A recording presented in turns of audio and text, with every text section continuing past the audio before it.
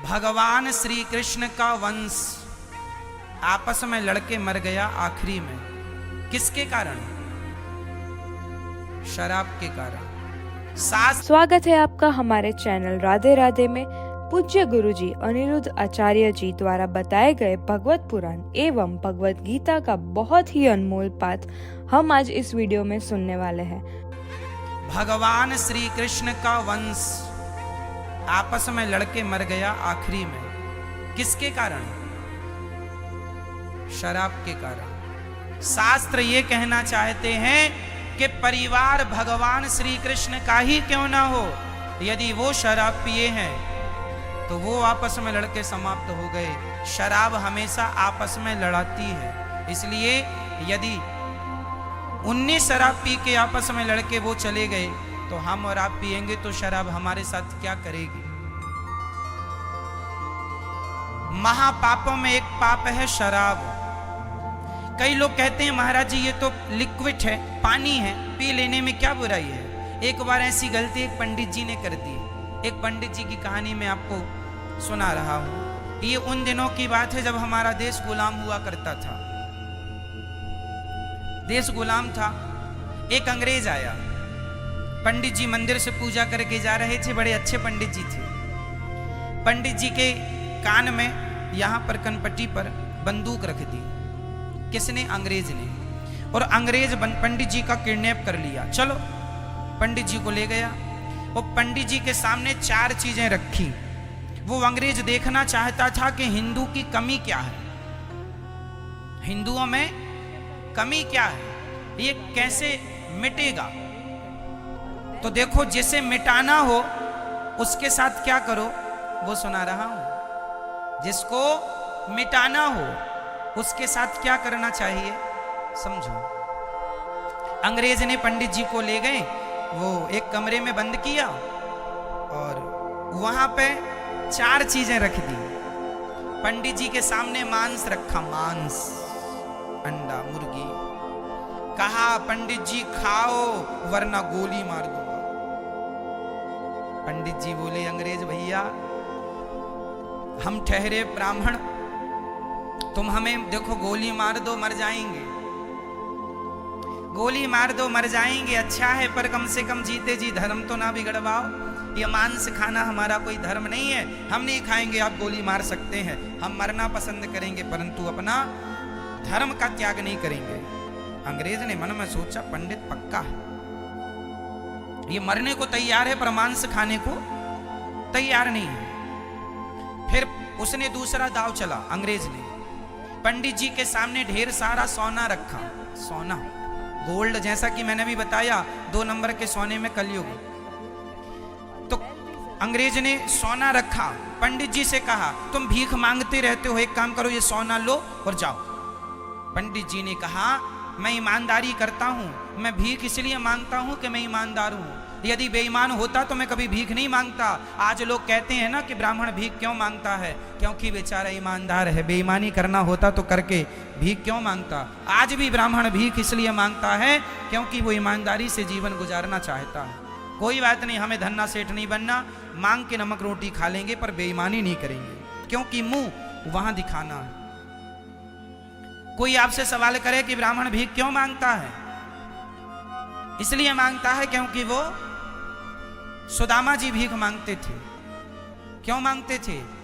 क्योंकि वो बेईमानी नहीं करना चाहते थे, वो मेहनत करते हैं। सुदामा जी का गुरुकुल था, सुदामा जी प्रोफेसर थे, विद्यार्थियों को पढ़ाते थे। सैकड़ों विद्यार्थी थे सुदामा जी के विद्यार्थी, लेकिन गरीबी इतनी थी कि उन विद्यार्थियों के पास तो जैसे तैसे उनके घर वाले व्यवस्था कर देते थे, लेकिन सुदामा ऐसे थे कि अपने विद्यार्थियों से एक अन्न का दाना नहीं लेते थे, खुद भीख मांग के खाते थे।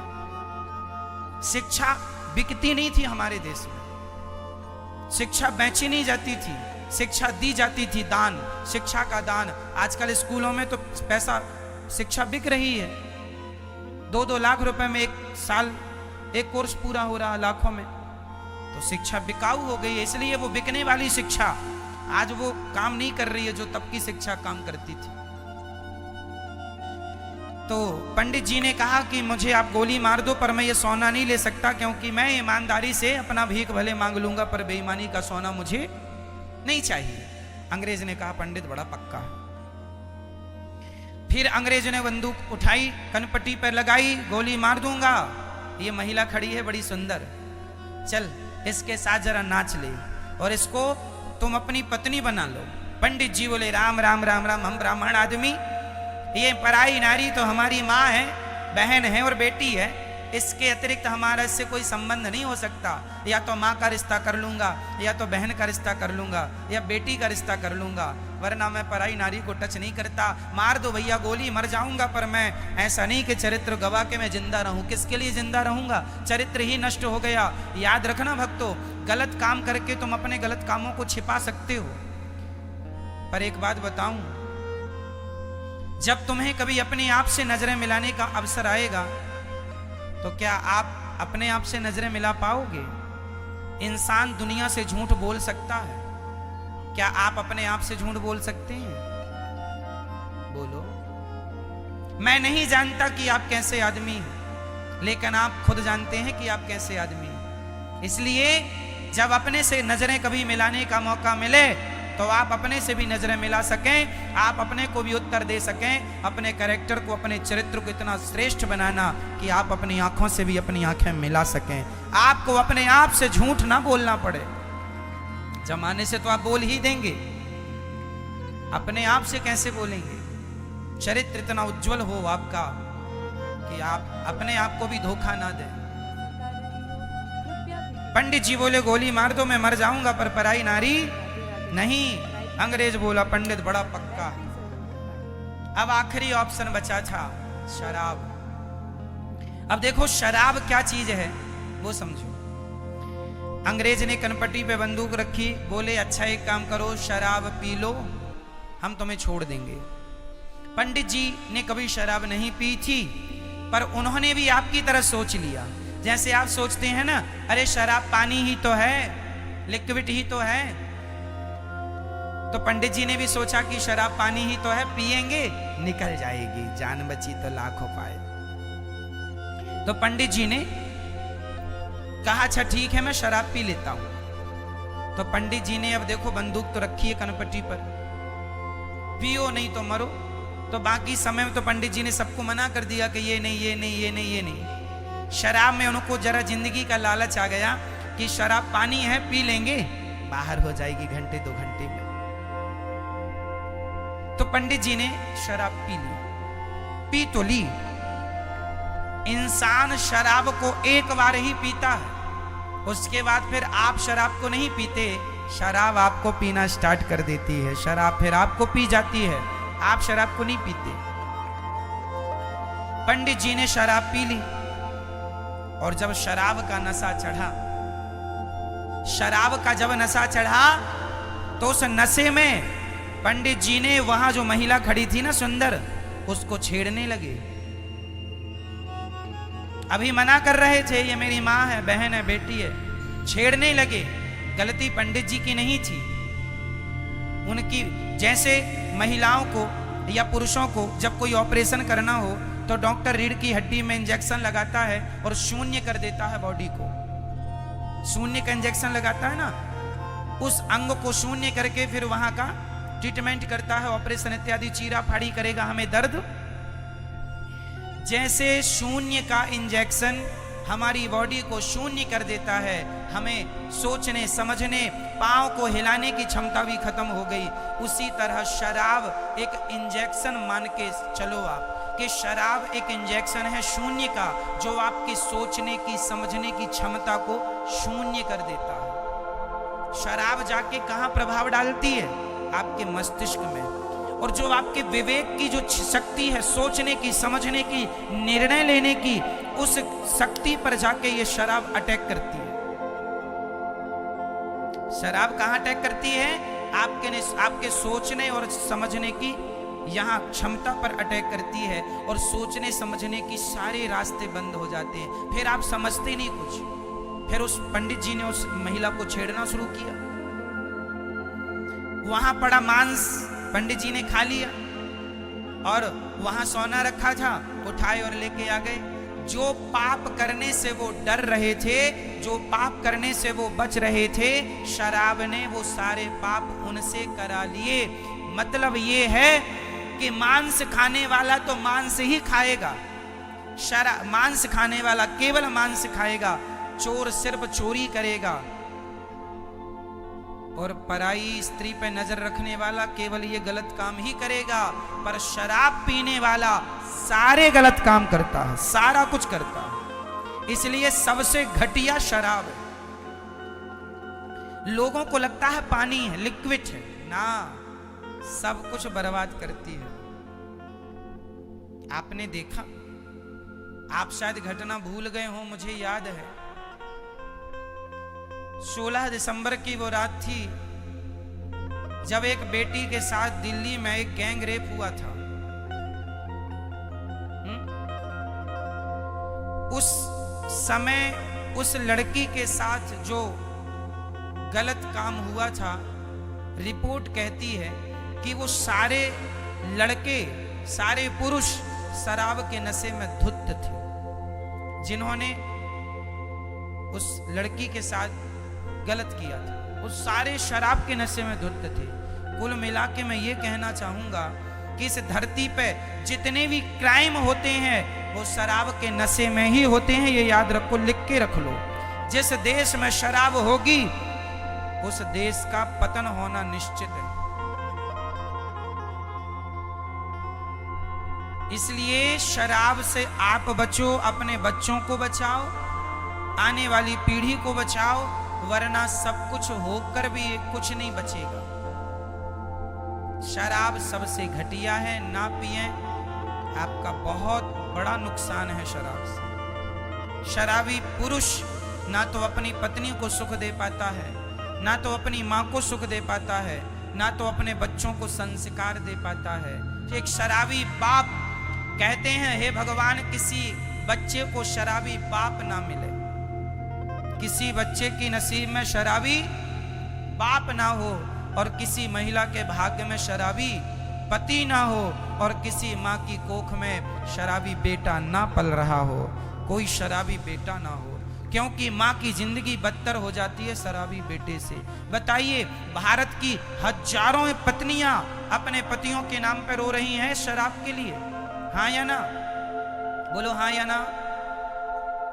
शराब बंद होनी चाहिए। इस पर आज भी फिल्मी दुनिया के लोगों ने एक पिक्चर ना बनाई। और शंकर जी पर दूध क्यों चढ़ाते हो, इस पर पिक्चर बना दी।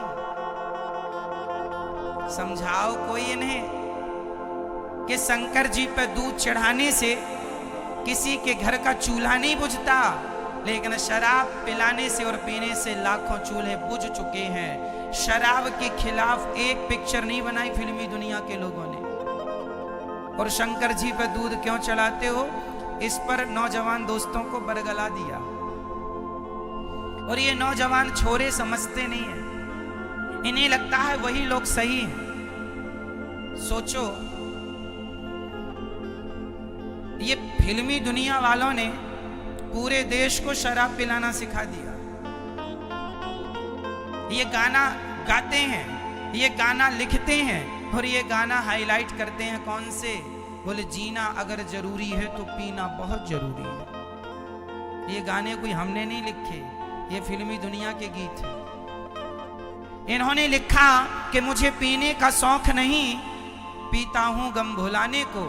अब ये नौजवान दोस्त लोग जब सुनते हैं ये गीत तो उनको भी मन लगता है कि यार हमें देखो टेंशन तो आजकल सबके पास है, तो नहीं लगता थोड़ा पी लेंगे तो थोड़ा टेंशन कम होगी। मतलब इतनी गलतफहमी घुसा दी दिमाग में नौजवानों के कि शराब पीने से टेंशन कम होती है। अरे समझाओ अपनी औलादों को कि शराब पीने से टेंशन कम नहीं, कई गुना बढ़ जाती है, जिंदगी तबाह हो जाती है। ये फिल्मी दुनिया के लोग नहीं चाहते कि तुम्हारा जीवन, तुम्हारा भविष्य उज्जवल बने। यदि चाहते तो वो भारत देश में शराब का धड़ल्ले से ऐसे प्रचार तो ना करते। बोलो हाँ या ना? शराब का खुलेआम प्रचार करते हैं। बड़े बड़े सुपर डुपर स्टार कह रहे हैं कि जीना अगर जरूरी है तो पीना बहुत जरूरी है। लो अब देखो ये कह रहे हैं, गाना है ये, सुना ये वाला गाना, माना जी कसूर हुआ मैं नशे में चूर हुआ, मुझको होश में ना लाना, क्योंकि जीना अगर जरूरी है तो पीना। ये गाना गा रहे हैं वो लोग, वो गाना गा गा के सबको शराब का आदी बना रहे हैं, प्रचार कर रहे हैं, बड़ी बड़ी बोतलों का प्रचार कर रहे हैं, और फिर भी वो सुपर डुपर स्टार हैं। और हम लोग कहते हैं कि भैया अपने माँ के पांव दबा लिया करो, तो हम लोगों को लोग कहते हैं ये तो ढोंगी है, ये तो पाखंडी है।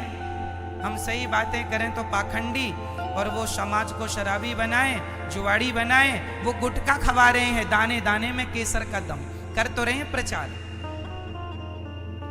वो तो यही चाहते हैं तुम गुटखा खाओ, तो वो सुपर डुपर स्टार हैं गुटखा बेच बेच के। और हम कहते हैं अपनी माँ की सेवा किया करो, शराब ना पियो, मांस ना खाओ। हम ऐसी बातें करें तो लोग कहते ढोंगी हैं बाबा जी, पाखंडी हैं। सही बात करने वाले को लोग ढोंगी और पाखंडी कह रहे हैं, और वो गलत कह रहे हैं खुलेआम। वो अपनी बहू के संग कजरारे कजरारे करें तो सुपर डुपर स्टार बन जाते हैं, और यहाँ हम सामान्य बातें, सब धर्म की बातें करें और धर्म की जागरूकता दें सबको, तो हम पाखंडी होते हैं। यही है लोगों का, यही है लोगों का नजरिया देखने का। क्यों मैया, सही है? कर रहे हैं कि नहीं वो लोग कजरारे कजरारे बहू के संग? हाँ या ना? बेच रहे हैं गुटखा, दाने दाने में केसर का दम, वो गुटखा बेच रहे हैं, वो तो शराब भी बेच रहे हैं। वो तो क्रिकेट के द्वारा तुम्हें कह भी रहे हैं कि तुम जुआ खेलो, इस पर तुम्हें उत्साहित कर रहे हैं, और बाद में ये भी कह देते हैं इस खेल में जोखिम हो सकता है, अपनी जोखिम से खेलें। मतलब वो बरी हैं, कह के भी बरी है। जब जोखिम है तो क्यों कह रहे हो कि खेलो? टीवी पर प्रचार आता है साहब जुआ खेलने के लिए, वो लोग बड़े सुपर डुपर स्टार। आज के नौजवान बच्चों को, भोले भाली जनता को लोग कहते हैं बाबा जी भोली भाली जनता को ठग रहे हैं, लूट रहे हैं। भाई हमने कहाँ ठग लिया? हम तुम्हारे घर चोरी करने जाते हैं? कहाँ तुम्हारे जेब से हमने पैसे निकाल लिए? कहाँ लूट लिया हमने? हम तो सही दिशा दे रहे हैं, सही रास्ता बता रहे हैं। ठगना हम नहीं जानते, ठग तो वो रहे हैं जो खुलेआम कह रहे हैं आपके बच्चों को कि आप इसमें जोखिम है इसमें, पर फिर भी जब जोखिम है तो क्यों खिला रहे हो वो जुआ? आज क्या क्रिकेट का जुआ खेलने के लिए वो लोग प्रचार नहीं कर रहे हैं? क्या गुटखे का, क्या शराब का, क्या तंबाकू का, क्या सिगरेट का प्रचार नहीं कर रहे हैं? क्या ये समाज के साथ, देश के साथ, क्या ये धोखा नहीं है? आपने जैसे सुपर डुपर स्टार बनाया है, वो आपसे कहे कि गुटखा खाओ, क्या यही विश्वास का धर्म होता है? आप मेरे पे विश्वास करेंगे तो क्या मैं आपको गांजा पिलाऊंगा? क्या मैं आपको शराब पिलाऊंगा? नहीं मेरी माँ, यदि आपने मुझ पर विश्वास किया और मैंने आपको गुटखा खिलाया तो मेरे जैसा पापी कोई नहीं है। यदि आपने मुझे विश्वास किया है मुझ पर, तो मैं सदा, मेरी जिम्मेदारी ये होती है कि मैं सदा आपको सही रास्ता दिखाऊं और सही रास्ते पे ले जाता हुआ आपके साथ कभी अन्याय ना होने दूं, गलत ना होने दूं। यही धर्म है। लेकिन फिर भी समाज, मेरे देशवासियों, पता नहीं कब आपको समझ आएगी। आप कम से कम ये तो जान लो, आप ये तो समझ लो, सीख लो कि आपके लिए क्या सही और क्या गलत है। ये छोटे निर्णय तो लेना सीख लो।